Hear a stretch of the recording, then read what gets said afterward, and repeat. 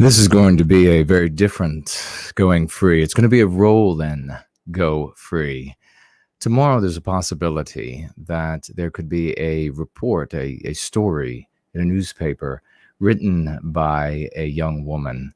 And we had some conversation. So I wanted to briefly speak with you all about the potential story tomorrow before it ends up being printed. And essentially, the author's focus for the story, the theme for the story, after having an email and then 3 conversations with her, seemed to me, I could be wrong, the first angle was going to be the anti-white slur, white supremacy.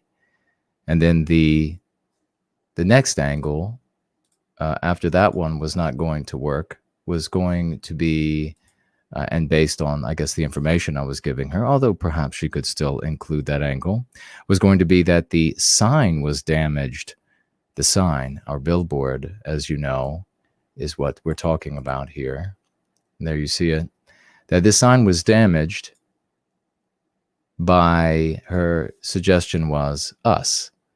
That white positive people had damaged the sign to make the MLB, we're not talking about baseball, and Antifa, anti-whites who call themselves by those different names, to make them look bad, especially since they are revealing, as you can see, with their defacement, that what they want you to feel is white guilt.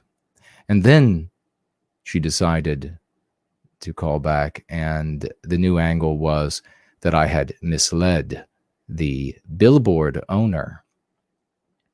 And of course, what kind of poor person would mislead the Billboard owner? So essentially, she sent me an email asking if I was the person who had indeed leased this billboard and posted it on a major highway in the United States. And I wrote back that I was, that I would be willing to talk. And I gave her what I referred to as, quote, cliff notes, brief answers to her questions that she asked in the email. She called and we spoke.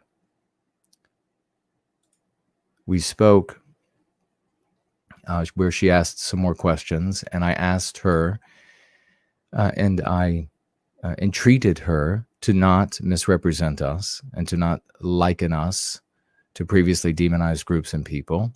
And she said, oh, this is just going to be a piece about the facts, that it was just going to be about a billboard was up and then a billboard was defaced. And of course, I know that that was Bravo Sierra.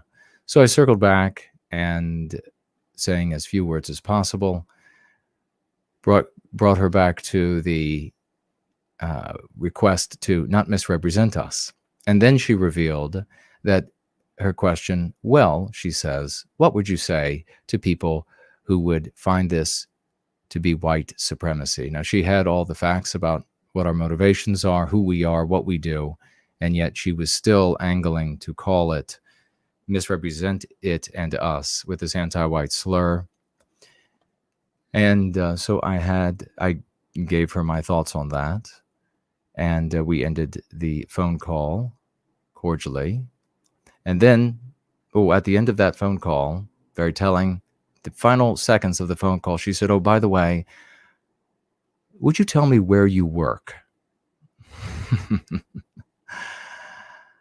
Yes, and from now on, my answer to that will be, why do you want to get me fired?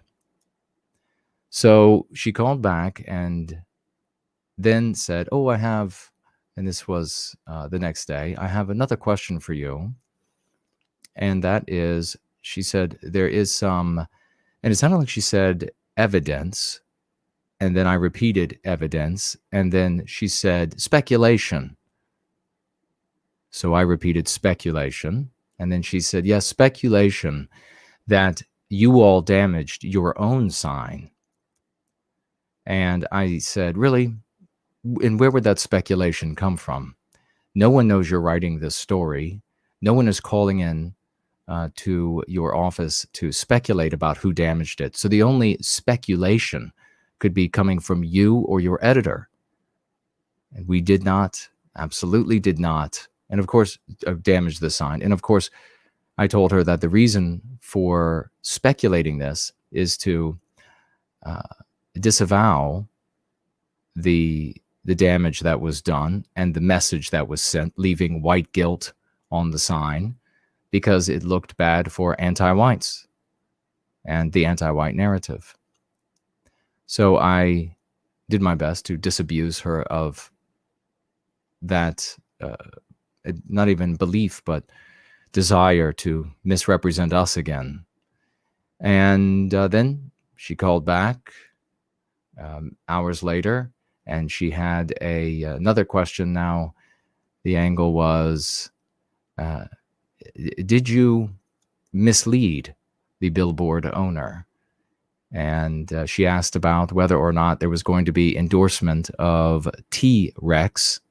And I said, well, you see, the same people who, or the same ilk who defaced the sign, took down the website. And then we put it back up, and then they took it down again. So unless you're going to suggest that we are also hacking and taking down our own website, then the site is down, and you would be able to see the endorsement of T-Rex on the website, which is where people were directed, and would have gone to the website if white guilt and the demand that you feel it if you're a white person had not been left on this billboard, as you can see here one more time. So now we wait to see if the story will come out tomorrow, and we will see. What are your guesses? You can put it in the threads below. Will she be anti-white? And if so, how anti-white? What angle will she take? Who will she liken us to? This is what we're dealing with, ladies and gentlemen. Lord hope that she decides to do the right thing. Roll out.